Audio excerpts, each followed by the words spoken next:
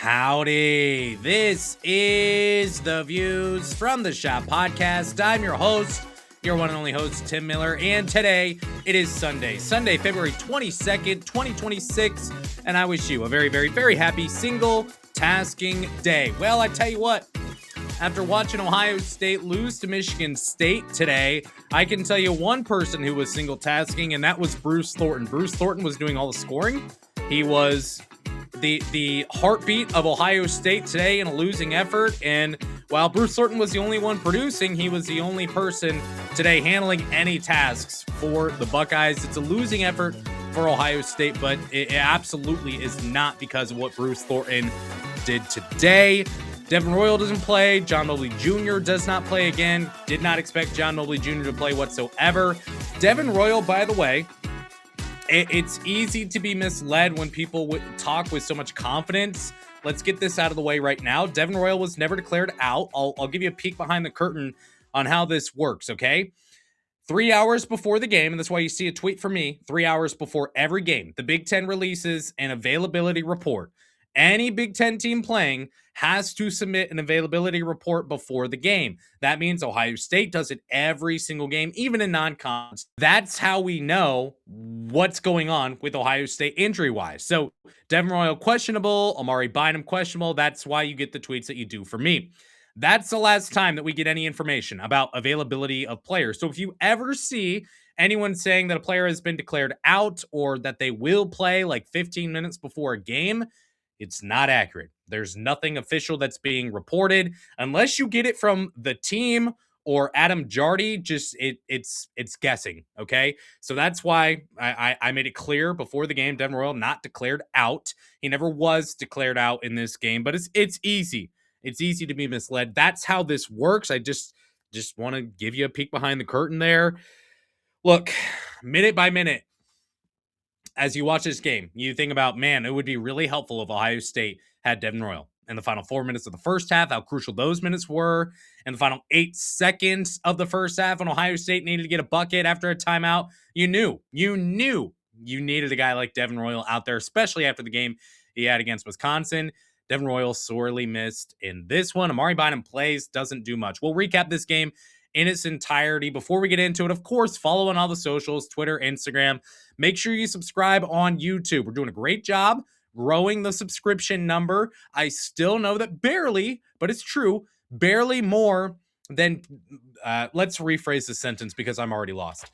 More people who watch the show on YouTube are unsubscribed than are subscribed to the Views from the Shop podcast. So let's try to fix that one day at a time. So please subscribe on YouTube to the Views from the Shop podcast. Like the video as well, and give a 5-star review on podcasts. Can't let the Nut House win. So Ohio State loses this game 66-60 to Michigan State. It was a valiant effort. Ohio State fought hard.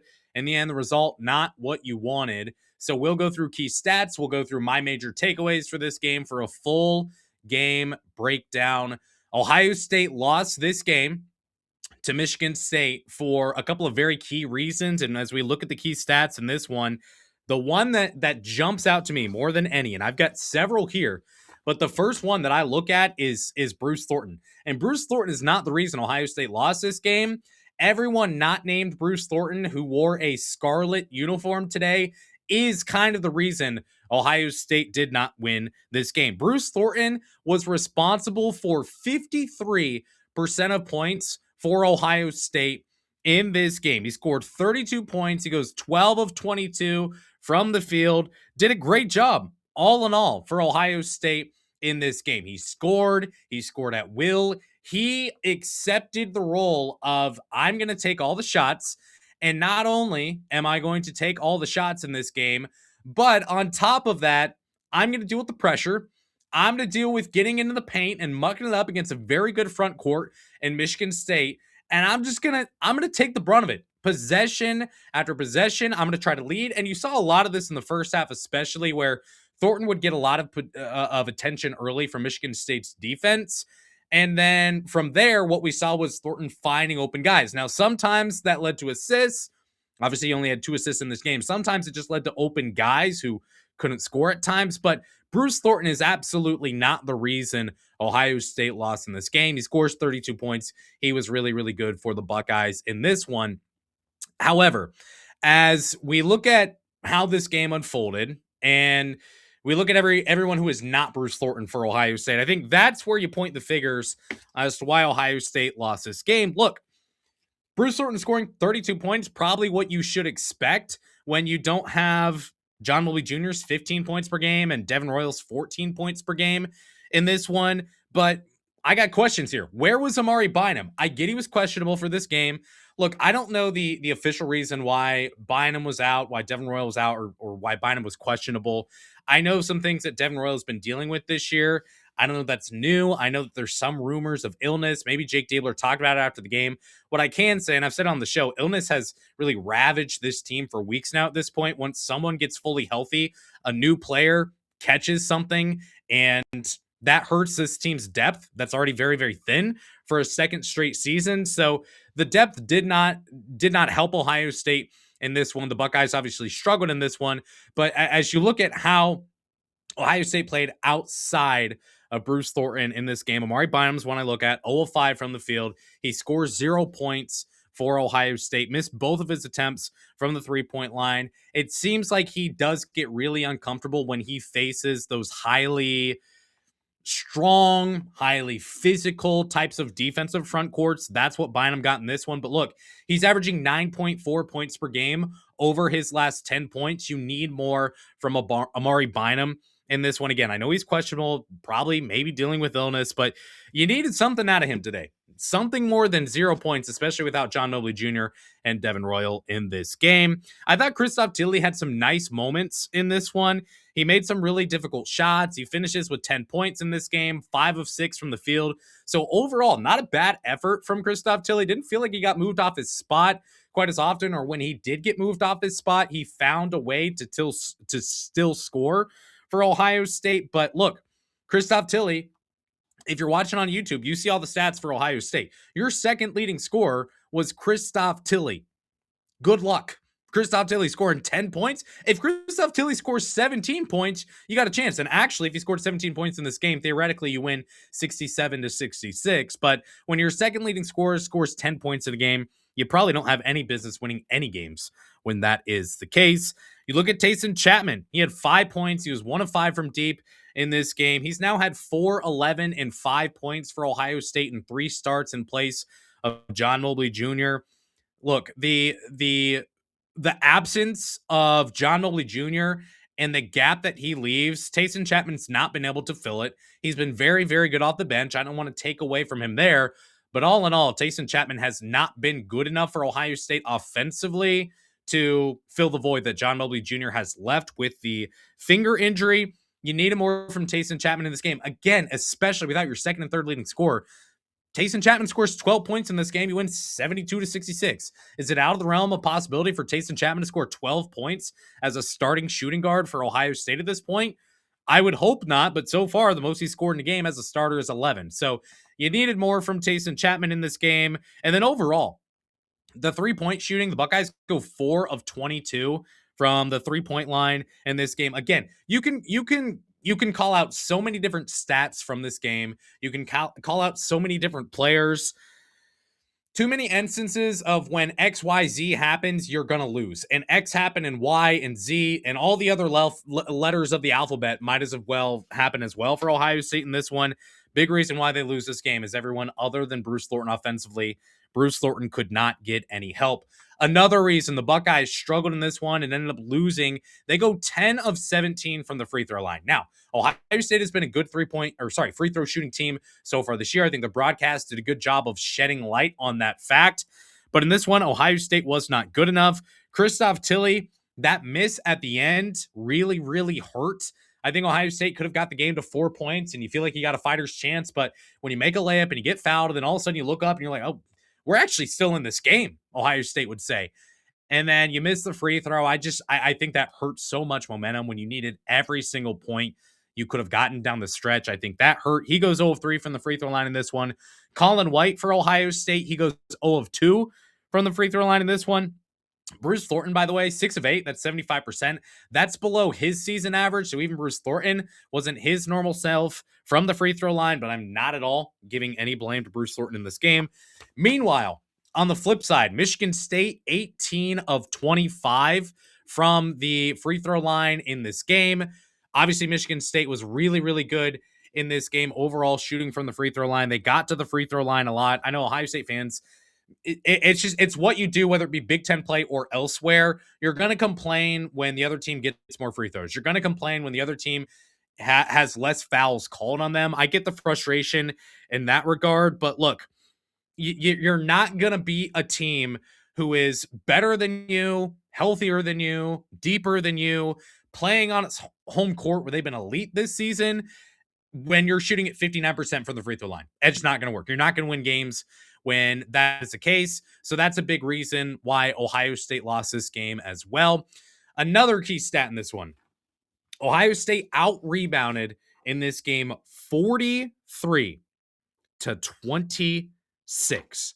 43 to 26. For those scoring at home, that's minus 19 on the glass for, or sorry, minus 17 on the glass for Ohio State. That's the worst rebounding margin in a game so far this year. We've talked enough about Ohio State's rebounding. It wasn't that bad in the non-conference when the schedule was just a little bit lighter. But then Ohio State goes into Big Ten play and they play teams that are as big or bigger than them. And they play teams that are as physical, or usually more physical than them, and they get crushed on the glass. Against Virginia, they were minus 15. Against Michigan in that home loss, they were minus 16. These past few games have not been good rebounding-wise for Ohio State. I will give Christoph Tilley credit. He wasn't bad at all overall today at all. I already said that. He had 8 rebounds in this game along with his 10 points. Bruce Thornton only had 4 rebounds. Any non-Ohio State fan, even some casual Ohio State fans would say, why are you complaining about your starting point guard getting 4 rebounds when he scored 32 points? And well, at Ohio State, you need more than that because you get no help rebounding outside of that. Puff Johnson did not have a single rebound in this game in 20 minutes of play. He did contribute 4 fouls. Thanks for that, Puff.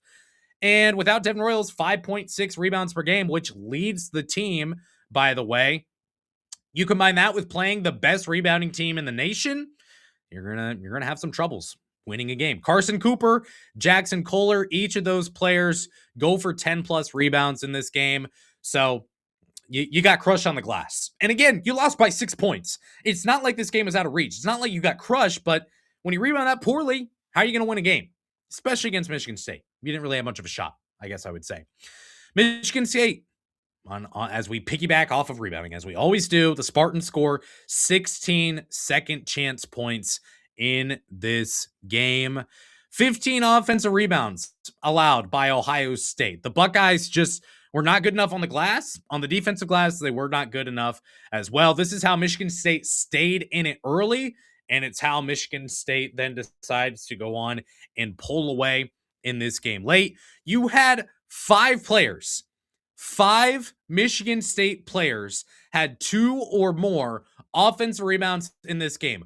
Season long, Ohio State's best offensive rebounder is averaging 1.6 offensive rebounds per game for Ohio State. You had 5 players out rebound on the offensive glass. Ohio State's best offensive rebounder season long. That's Devin Royal, by the way, who didn't play. But regardless, it's not an excuse. You can't have 5 players do better than your best offensive rebounder in a game. It does not work. It does not work. You're not going to win the game when that's the case. Ohio State was not good enough on the glass. It was not good enough on the offensive glass. They score 16 second chance points. If you cut that in half, just go down to 8. Ohio State wins this game. The Buckeyes were tough. I don't want to take anything away from them overall in this game. They played their hearts out in this game. You could see it.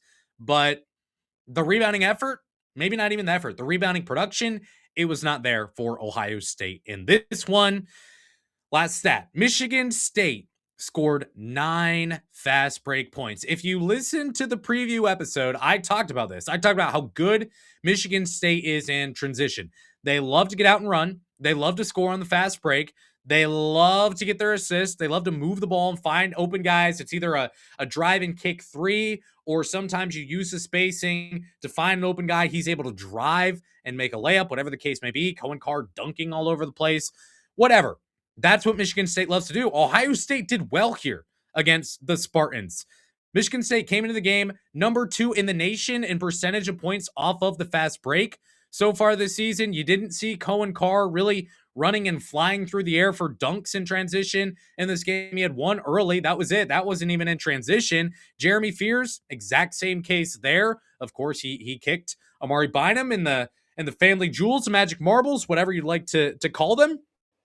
Someone just say testes. And that hurt. And, nothing egregious there, the officials say, because Jeremy Fears Jr., we all know, has a clean history. So to assume that he would have done anything that is unsatisfactory on a basketball floor against Ohio State, no shot, right? No shot. Anyways, Ohio State was okay on Jeremy Fears, by the way.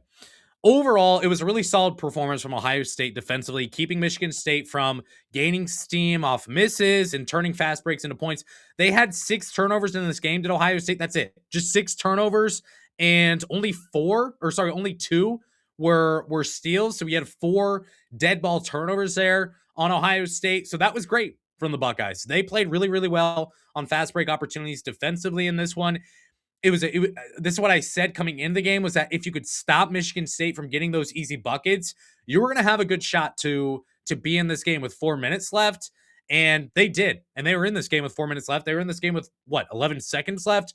Not able to get the job done, but great job defensively from Ohio State. And even as you look at just the box score in general, I mean, how many of these numbers really stand out to you on Michigan State side? Jeremy Fears, 11 points. He has 8 assists. That's below his season average. We'll take that. Carson Cooper really took off in this game. He played really, really well. But outside of that, Jackson Kohler, he fouls out. He goes for 9 and 10. Cohen Carr only had 5 points. Michigan State didn't do a lot off the bench in this game. So it's not like there were a lot of numbers overall for Michigan State offensively that were all that impressive. It was just a tale of 2 halves in this game, which we'll get to here later on the show as we get into takeaways. But all in all, Ohio State loses this game 66-60. A couple of key stats there that led to the outcome in this game and lead to Ohio State losing. Now, for Ohio State, in this 66-60 loss to Michigan State, a tough one, a close one, and a game that we feel like we've seen happen 100 times before this season, unfortunately for Ohio State, I do have some pretty major takeaways in this one. My first takeaway, pause. Let me finish before you get to the comments. Let me finish before you shut it off. Just let me finish just this once. I'm not complaining about that effort from Ohio State. The result, sure, you can complain about losing to Michigan State. That's fine, especially with how the game went. But coming into the game, Amari Bynum, questionable. Devin Royal, questionable. Dresses, does not play. No John Mobley Jr. Again, Brandon Knoll, nowhere close to coming back for Ohio State. This team not deep whatsoever. And you're going to go into Michigan State and, again, you close as a 10.5 point underdog. No one's giving you a shot. I didn't think they had a shot. You probably didn't think they had a shot. And yet, Ohio State, very quickly, you could feel the energy and just the want to that this team brought in this one kind of bursting through the television screen as you watch. Did they get crushed on the glass? Yeah, they sure did. Did they run out of gas in the end? Well, I guess so. But I think an insider subscriber said it the best on Substack about one player in particular, which we'll talk about. We'll talk about all the other players as well. But he said Colin White gave everything he had. And that was after he got injured and left the game. And I know he's going to get hate because he's Colin White. And I get the multiple reasons why he gets hate. That's fine with me. I understand you're good to have your opinion there. I can't necessarily disagree with anything. But Colin White is a player who came into this game. He played 25 minutes for Ohio State, left the game briefly with an injury. He comes back in. He scored 3 points and he was 1 of 2 from the field. But if you're a casual observer of this game and you're not hate watching Colin White, what did you see from Colin White in this game? He pulls in 4 rebounds. Yeah, he has an assist. Yeah, he has foul troubles. But the ferocity that he played with for Ohio State in this one, his ability just to get after it, to hustle. There were a couple plays where Michigan State in transition, again, they were really, really good transition offense. There were a couple times when Colin White sprinted back and he stopped fast break opportunities from Michigan State. The effort you saw from him, Obviously, Bruce Thornton, he's going to empty the tank every game down the stretch here for Ohio State. Don't need to talk about that. I thought Christoph Tilley showed up, played pretty tough in this game for Ohio State. Gabe Cupps, he made a nice layup for Ohio State. Just kind of scurried his way to the rim, makes a layup, runs back, got a weird technical foul. Who's involved? You know who. We know how that goes. But Gabe Cupps, he made a tough layup. No real dip in play when Ivan Negavon was in. No real dip in play there. So, look, I think Ohio State overall, they really made life tough for Jeremy Fears Jr. I think they played tough overall, defensively, physically. I mean, you look at the halftime score. Well, it was 26-23. You're up, and you led for more than 3 points for most of the first half. This was a team that, if you would have come into this game and I would have told you, hey, Ohio State's going to be up 26-23 at halftime, you'd say, no freaking way. I don't believe you. So now I know we're upset about the loss. And again, before you say, I'm not congratulating Ohio State on a moral victory. No, I actually don't think that we need to hang a banner in this instance for Ohio State that says something along the lines of kept it close for 35 minutes at Michigan State when they were a top 4 seed in the fake bracket reveal a day ago that only exists for views. No, I don't think that we need to throw a parade for Ohio State and extend Jake Diebler, but I thought that the effort was encouraging from Ohio State, to say the least, in this one. No, I'm not here for the moral victories, but I mean, did you want them to lose 71 to 54? Would that have felt better? Would that have been more encouraging down the stretch? I don't think so. So Ohio State played tough. They played physical. They played strong defensively for a large part of this game till the second half game, and that was what it was. Look, another takeaway from this game, talking about a tale of two halves. At halftime, it was clear Ohio State was going to have to win this game through defense. If we just break down these numbers between the first half and second half, this is really all you need. You didn't need to watch a game. You just need to listen to these 3 minutes of the Views from the Shop podcast. Don't bother wasting 2.5 hours watching the game, right? So in the first half, Michigan State shoots below 30% from the field.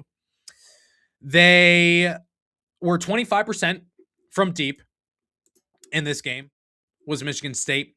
And then you look at their play from the free throw line. They made 5 free throws in this game, did Michigan State. And they scored 23 points, 8 paint points. I mean, where's the number there where you say, man, Michigan State was really good offensively in the first half? Ohio State dominated defensively in the first half. They made Michigan State look very uncomfortable, look dazed and confused, look really bad. Offensive rebounding was really the only thing that kept Michigan State in the game in the first half. And then you get to second half. After Ohio State gives up no easy buckets and 23 points in the first half, they would go on to allow 43 points in the second half, nearly getting doubled up. Michigan State from the field, from the first half, go below 30%. In the second half, they shot 50% from the field. They go 13 of 17 from the free throw line in the second half. They scored 18 paint points in the second half. Only 3 turnovers in the second half after 7 turnovers in the first half. Look, Carson Cooper, he really took over and gave Michigan State so much life in the second half. He scored 14 points in the second half. 14 of 20 come in the final 20 minutes of this game. Jordan Scott, kind of unsung hero of this game. He scored 7 second half points as well. Look, when you get crushed on the glass, you get less free throw attempts than the other team made at the free throw line. You make the same amount of threes with less efficiency. You shoot below 45% at the field in a game. And those are your offensive numbers. You're going to need the defense to step up. And Ohio State's defense stepped up for one half in the game. The second half, Michigan State took over. That's in large part how they win this game. So now, you look ahead for Ohio State. This is kind of my last takeaway here. And again, this is going to fire some people up, but it is what it is at this point. As you look at Ohio State's, their previous games for the Buckeyes, especially as you go back to that John Mobley Jr. injury. Since then, Ohio State against Virginia, without John Mobley Jr., they lose that game by 4 points. Tayson Chapman gets his first career start for Ohio State and then proceeds to score 0 points in the final 35 minutes and 7 seconds of the game. 0 points in the final 35 minutes and 7 seconds of the game. Devin Royal also has one of his worst performances, not just of the season, but in his career as a Buckeye in year 3 at Ohio State. 2 of 12 shooting, and he fouls out, scoring 4 total points. You led 59-53 with 9 minutes left in the game. Look, all I'm saying is that if Ohio State has John Mobley Jr. in that game, is he worth the 5-point swing that you would have needed to win this game in regulation compared to Taysom Chapman? And Virginia, by the way, let's look very, very quickly here. Let's look at where Virginia is in the net right now. They're 16th in the net and 24-3. That's a really good team. And then Ohio State, the next game, they destroy a team that we think is really good in Wisconsin. A Wisconsin team that is it's hitting its stride right now. As I'm recording, by the way, we've got a bowl game between Wisconsin and Iowa that's taking place. So let's see if I look stupid here or if I look smart. Wisconsin currently up 66-61 in the second half against Iowa. They win that game again. Wisconsin remains pretty hot other than that loss that it took to Ohio State. Remember, they destroyed Michigan State, a team that Ohio State just lost to by 6 points. Now, speaking of that Michigan State game, Ohio State lost by 6 to a team fighting for a top 4 seed in the NCAA tournament on their own floor, by the way, where they are 31-7 at home in Big Ten play over their past 4 seasons, without your second best scorer and best 3-point shooter, and your third best scorer and best rebounder, your team leading rebounder, and John Mobley Jr.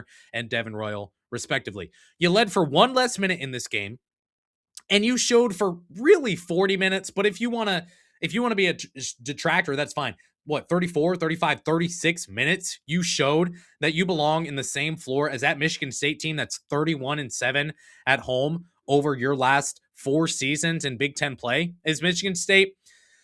I think a major takeaway I have from this game is, look, maybe Ohio State is catching fire at the right time. And I'm bracing for impact and I'm ducking because you're going to say, well, they're 2-2 over their last 4. Well, they've lost 2 of their last 3. I hear you. I get you. I'm not going to argue against that.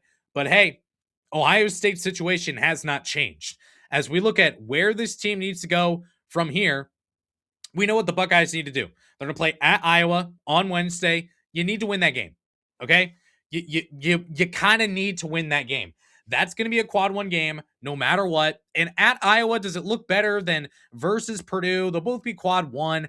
I don't know. I don't know which game technically looks better to the committee, but I can tell you winning at Iowa will be huge. Because, by the way, and I said this a couple weeks ago, now we're here. Ohio State's about to play Iowa. Iowa's played its way onto the bubble. It was seen as firmly in the NCAA tournament about a month ago or so at this point. Now they played their way onto the bubble. So Ohio State's got to play at Iowa. You're telling me that an Ohio State team that just destroyed Wisconsin and is now going to play an Iowa team that right now is losing to Wisconsin. I don't know if they'll win. Who knows? But you're telling me that's a game Ohio State can't win? What did Michigan State do when they played Iowa? Shall we look it up? So after that one, you kind of need to have it, but not fully. Then you play at home against Purdue. That's a game where if you don't beat Iowa, you need to win. You have got to win it. You're now getting close to must-win territory, or you're going to have to win some games in the Big Ten tournament. And then you got Penn State, which I think we all are pretty much concluding at this point that should be a win for the Buckeyes. And then you get Indiana at home again. That's a 5:30 Saturday game. I mean, fans are going to be up for that one, I think. So Ohio State's going to have the opportunity here to still play its way into the NCAA tournament. And where Ohio State stands right now on the bubble, yeah, they don't have the quad 1 wins. But what they do have is they have a great wins above bubble metric. They have fantastic predictive metrics. So the committee will have to decide, are we going to hold this team out because the quad 1, I mean, if they win some games down the stretch, they will have a quad 1 win, whether it be at Iowa or home against Purdue. They'll have a quad 1 win. So even if it is just 1, where's West Virginia, by the way? Let's do some searching here. West Virginia, that's Virginia Tech, who's 50th. Can someone find me West Virginia on this page? They're sick. Okay. So West Virginia is 64. So that's freaking shot. What the crap is that? What is West Virginia doing falling those many freaking spots? They were just at 54th. That's stupid. Northwestern is 78th. Northwestern, man. Hey, You and I, if you want Ohio State in the NCAA tournament, we are the biggest Wildcat fans in the world. We're bigger Northwestern Wildcat fans than the Northwestern Wildcat fans are at this point. So that said, Ohio State still has a lot of work to do, but it has a lot of opportunity. You can still make the NCAA tournament. Maybe Ohio State, when they get John Mobley Jr. back, is this team good enough to make a little run here? Is what we've seen in the past couple games showing that? I don't know. And you can say, I know. People call me a sunshine pumper. I think if you've listened to the show long enough, you would know that's probably not the case for me. But hey, I got to say what I see. And that is what I see. Alrighty. Buckeyes will play Iowa. You're going to get a show from me on Tuesday, previewing the Buckeyes and Hawkeyes game on Wednesday. Thanks so much for being here today. We're crossing our fingers.